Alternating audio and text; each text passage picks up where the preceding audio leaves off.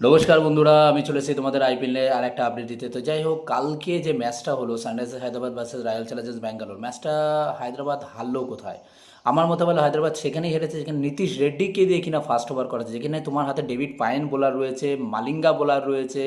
তো দুটো new bowler রয়েছে, দুটো বিদেশি ভালো ভালো ফাস্ট বোলার খেলাচ্ছ তুমি, যেখানে সেখানে তুমি কিনা নীতিশ রেড্ডিকে দিয়ে তুমি ওপেনিং বোলিং করাচ্ছ।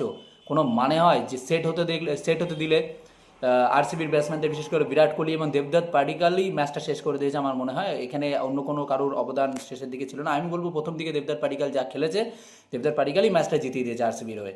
এবং নীতিশ রেড্ডিকে দিয়ে যে ব্ল্যান্ডারটা করেছে ওরা, ঈশান কিষান ক্যাপ্টেন্সি করা সত্ত্বেও নীতিশ রেড্ডি কখনোই নতুন বলের প্লেয়ার নয়, নতুন বোলিং করতে পারে না, যেখানে তোমার হাতে দুখানা ভালো ভালো পেস বোলার রয়েছে। তো চলো যাই হোক, আরসিবি দারুণ মানে দারুণভাবে ম্যাচটা জিতেছে। যেখানে দেবদত্ত পাডিক্কাল 61 রান করেছে খুব দ্রুত, আর 69 রানে বিরাট কোহলি নট আউট ছিল। আরসিবি জাস্ট সানরাইজার্স হায়দ্রাবাদকে ব্যাটিংয়ে দাঁড়াতেই দেয়নি, ব্যাটিং করার সময় জাস্ট দাঁড়াতে দেয়নি। ফিল্ড সল্ট যদি বা তাড়াতাড়ি অ্যাড হয়েছে, বাট সেটা কোনো প্রভাব পড়েনি ওদের ব্যাটিংয়ে।